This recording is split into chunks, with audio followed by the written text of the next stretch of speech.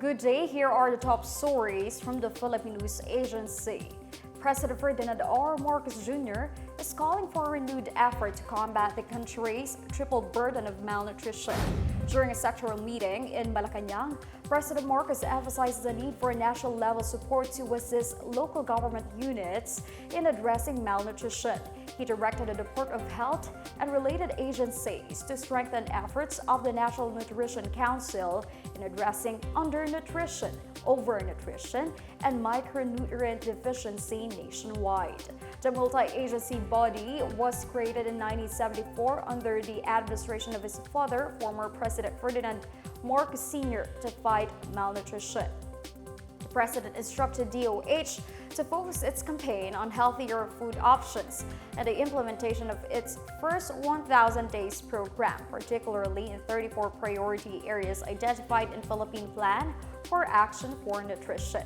Health Secretary Teodoro Herbosa meanwhile shared alarming statistics, noting that stunting among children under 5 years old stands 26.7%, childhood obesity at 14% for children aged 5 to 10, and adult obesity affecting 40% of the population.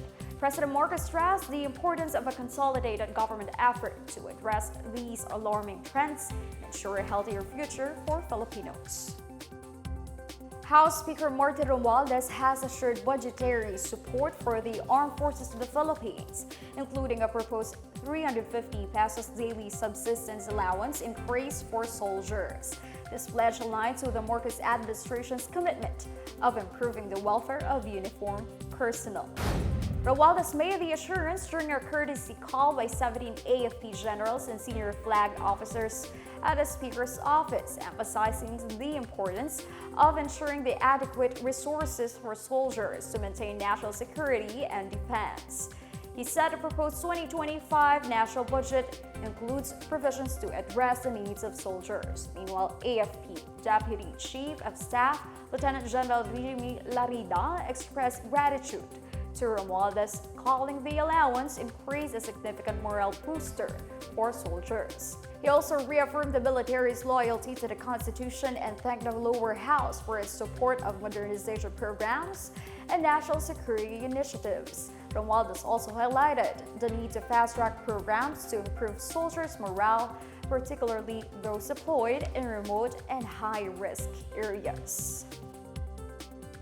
Department of Migrant Workers or DMW Secretary Leo Cacda confirmed that Marites Veloso, sister of Mary Jane Veloso, returned to the Philippines from Saudi Arabia on November 29.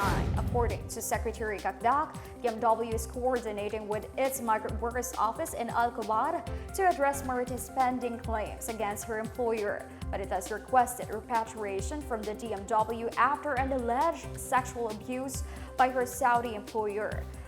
Upon her arrival, she received financial aid and other support from the DMW to assist in her reintegration.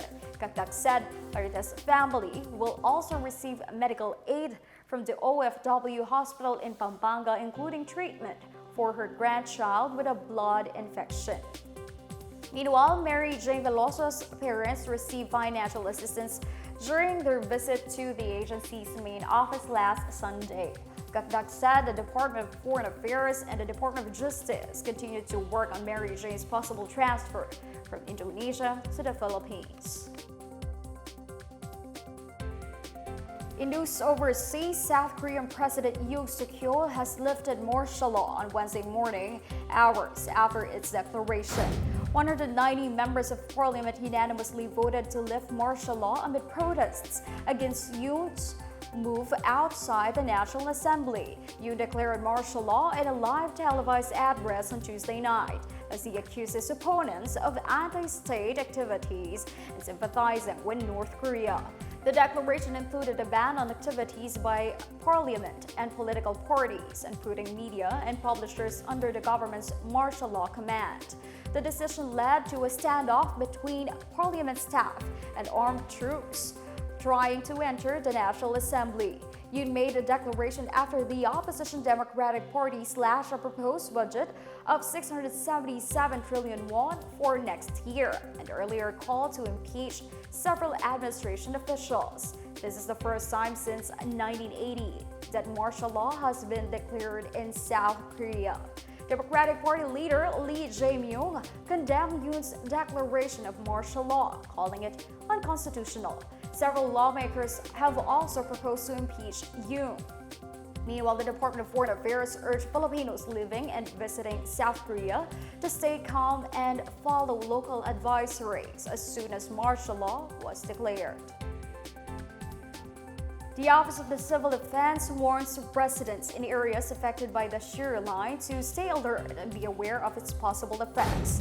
The statement, OCD Chief Undersecretary Ariel Nepomuceno warned of possible landslides and flooding caused by the shear line, similar to the ones that killed 43 people in the Visayas and Mindanao region in January last year. He said the Mines and Geosciences Bureau identified over 1,600 barangays in Cagayan Valley, Ilocos region, Cordillera Administrative Region, and Central Luzon as prone to landslides and flooding caused by heavy rains. He reminded the public to heed to the warning of Weather Bureau Pag-asa, the Mines and Geosciences Bureau, the National Disaster Risk Reduction and Management Council, and other government agencies. The shear line will bring scattered rains and isolated thunderstorms over Car, Ilocos Norte, Ilocos Sur, and Cagayan Valley. As of 11 a.m., Pag-asa issued a heavy rainfall warning with possible flooding and landslides over parts of Cagayan and Isabela.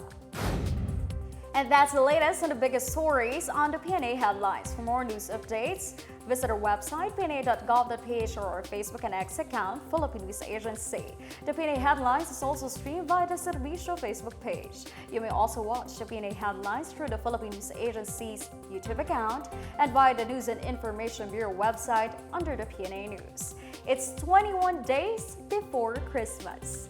I am Stephanie Sevillano. This is the Pna Headlines, bringing stories to unite the nation.